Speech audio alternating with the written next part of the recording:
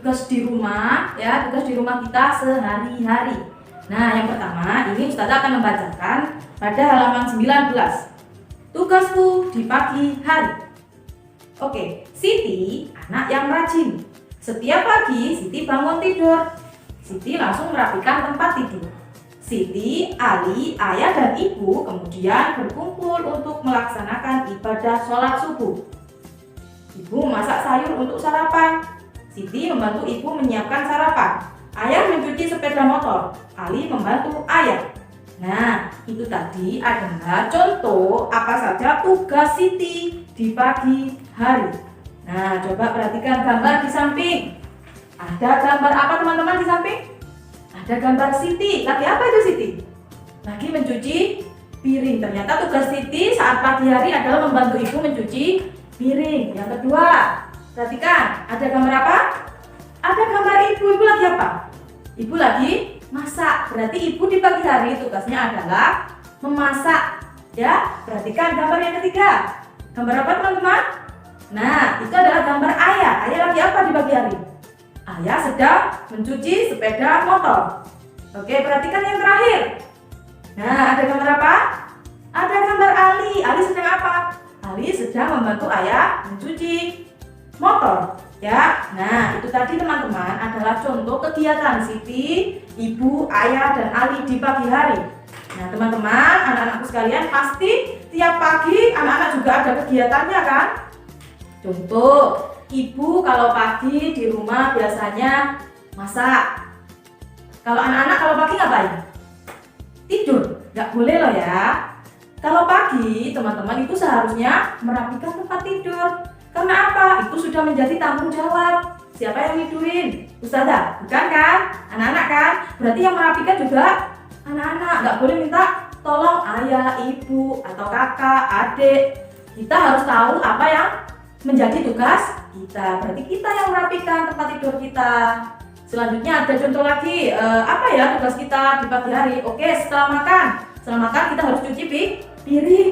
Ya, karena piringnya siapa yang mau cuci, masa kita nyuruh-nyuruh ibu, bu cuciin? Nggak boleh. Ya, itu sudah menjadi tugas kita, tanggung jawab kita. Berarti kita yang harus mencucinya sendiri. Ya, biar ayah, bunda itu senang.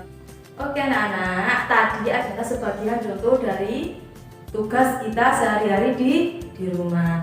Nah, berarti teman-teman ya anak-anakku, yang pertama kita semua harus punya rasa tanggung jawab terhadap tugas-tugas kita. Ya, apa yang kita lakukan, apa yang kita kerjakan. Kalau selagi itu bisa kita kerjakan, kita lakukan sendiri, kita lakukan. Kan bukan hal yang berat kan? Kita nggak disuruh bekerja, kita nggak disuruh masak, ya kan? Cuma apa? Hal yang kecil. Setelah makan tadi cuci piring, bangun tidur, merapikan tempat tidur, apalagi habis mainan, ya dirapikan sendiri. Kita nggak boleh memberatkan orang tua. Ya, kita seharusnya harus mandiri ya, harus membantu membalas jasa orang tua. Gak perlu kita ngasih uang banyak, itu bukan yang diharapkan orang tua kita.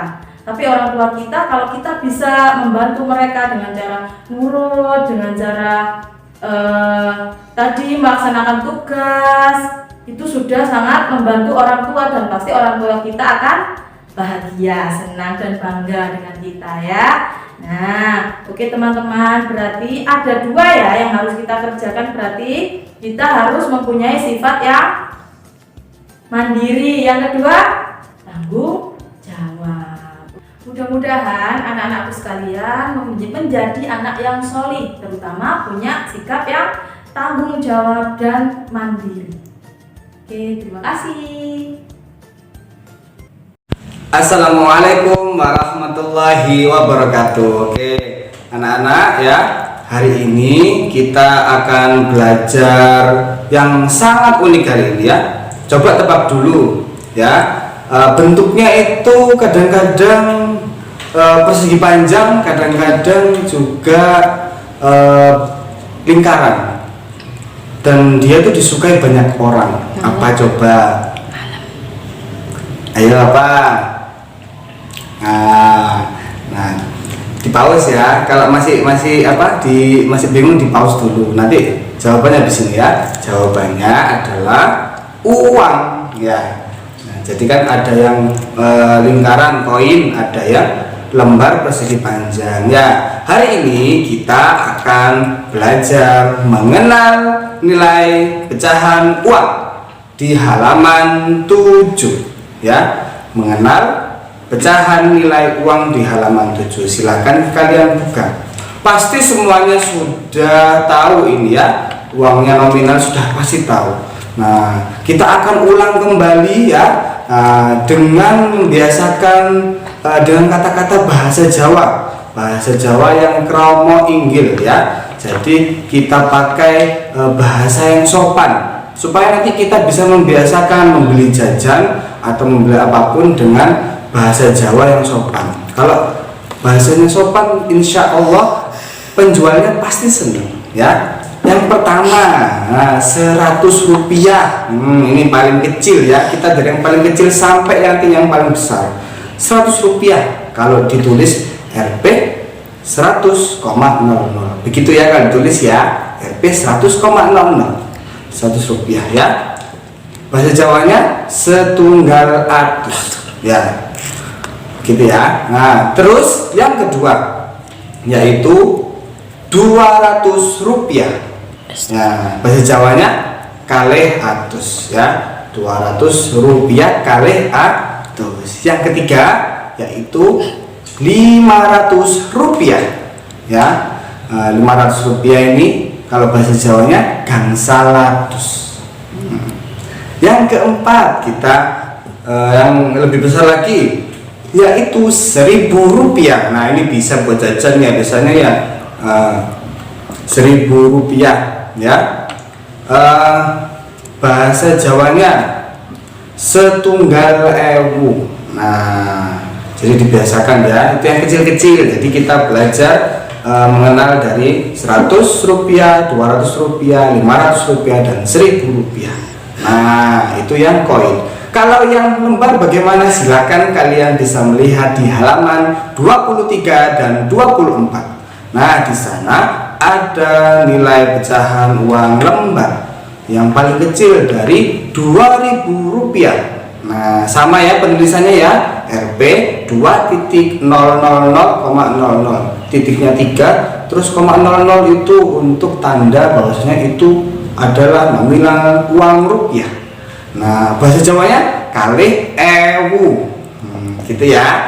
Terus selanjutnya 5.000 rupiah ya, yaitu bahasa Jawanya gangsal ewu. Pasti sering dengar gangsal ewu, itu namanya 5.000 rupiah. Nah, terus ada lagi, ini warnanya warna ungu. Ada gambar bapak itu ya di sana ya, bapak pahlawan. 10.000 rupiah warna ungu biasanya. Nah, kalau dalam bahasa Jawa itu adalah sedoso ewu, gitu ya.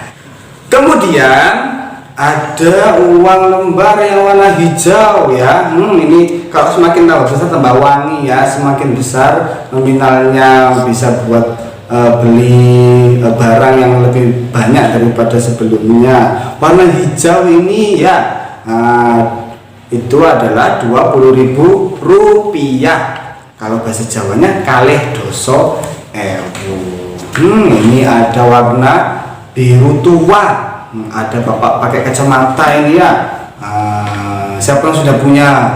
Nah, harus nabung. Kalau ada uang kayak gini harus ditabung ya, jangan diambur-amburkan. Yaitu 50.000 rupiah.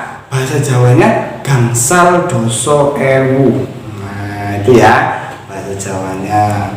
Nah, ini adalah selanjutnya nominal yang paling besar daripada yang lain ya. Nah, ada dua gambar pahlawan Soekarno-Hatta, yaitu 100.000 rupiah. Kalau dalam bahasa Jawanya setunggal atus ewu ya, setunggal atus ewu. Nah, selanjutnya kalau kita sudah tahu ya nilai-nilai tadi dari yang paling kecil sampai yang paling besar dari Rp100 sampai Rp100.000, maka kita harus tahu mana yang paling besar, mana yang paling kecil, mana yang lebih kecil, mana yang lebih besar. Coba kita bandingkan ya. Nah, coba kalian lihat halaman selanjutnya tadi ya. Nah itu ya. Jadi coba dilihat itu ya, ada Rp100. Nah, lebih kecil dari Rp200. Nah, pasti sudah tahu ya. Iya, biasanya jajan kan tahu mana yang lebih besar, mana yang tidak. Kalau semakin bisa dibuat barang yang lebih mahal, berarti dia lebih besar. Kalau barangnya lebih murah, berarti lebih kecil. Nah, saya contohkan di yang selanjutnya. Coba. Nah, ini ada uang Rp5.000 dan Rp1.000. Nah, biasanya uang Rp5.000 ini kalau di kantin biasanya Ustadz menemukan dibuat beli air botol, misal apa, teh pucuk atau apa gitu ya. Nah, teh botol itu ya. Terus, nah yang Rp1.000 biasanya dibuat beli gorengan misal. Nah, tentu saja kita sudah tahu ya gorengan Rp1.000 dan uang Rp5.000 ini tadi adalah teh yang kemasan botol. Sudah tahu kan mana yang lebih mahal? Nah, kalau lebih mahal berarti dia lebih besar. Uang Rp5.000 lebih besar dari Rp1.000, gitu ya. Oke anak-anak ya, selanjutnya kalian bisa membuka halaman 25 ya. Nah, di sana ada Siti membantu ibu berbelanja. Di pelajaran sebelumnya kalian sudah memahami ya tugas-tugas kalian di rumah selama pandemi ini ya. Nah, seperti Siti di gambar sebelumnya itu apa? Mencuci sayuran. Kalau di gambar ini, nah Siti membantu ibu berbelanja. Coba kita baca ya. Setiap hari Minggu pagi, Siti dan ibu berbelanja. Ibu berbelanja sayuran dan buah. Ibu membeli bayam, wortel, tempe, dan buah mangga. Siti membantu ibu membawa belanjaan. Setiap belanjaan harganya berbeda. Nah, ingat-ingat, setiap belanjaan harganya berbeda. Jadi antara bayam, wortel, tempe, dan buah mangga mempunyai harga yang berbeda. Coba perhatikan harga-harga berikut. Nah, bisa dilihat ya, ada 1 ikat bayam, harganya Rp1.000. Nah ya, ada 1 potong tempe, harganya Rp2.000. Dan ada juga 1 kilogram mangga. 1 kilo mangga, nah siapa yang suka mangga ya, harganya Rp5.000. Nah, coba kalian diskusikan bersama ayah dan bunda kalian. Nah, kira-kira berapa harga semuanya kalau dijumlah? Nah, terus berapa uang yang disediakan? 1.000 itu yang mana sih? Tanya ke bunda ya. Kayak bunda 1.000 itu yang lembarnya seperti apa, yang koinnya seperti apa ya. Nah, silakan diskusikan di rumah. Nah, sembari bisa dibuka halaman selanjutnya ya. Kalian akan menemukan, mencocokkan harga-harga yang berupa pecahan nilai uang dengan barang-barang yang sudah dibeli oleh bunda, oleh ibu Siti. Begitu ya anak-anak, mudah-mudahan bermanfaat. Nah, nantikan jika ada penugasan, pastikan kalian semua mencatat dengan baik apa yang ustadz-ustadzah kalian sampaikan. Mudah-mudahan kita dalam lindungan Allah Subhanahu wa Ta'ala. Terima kasih ya. Assalamualaikum.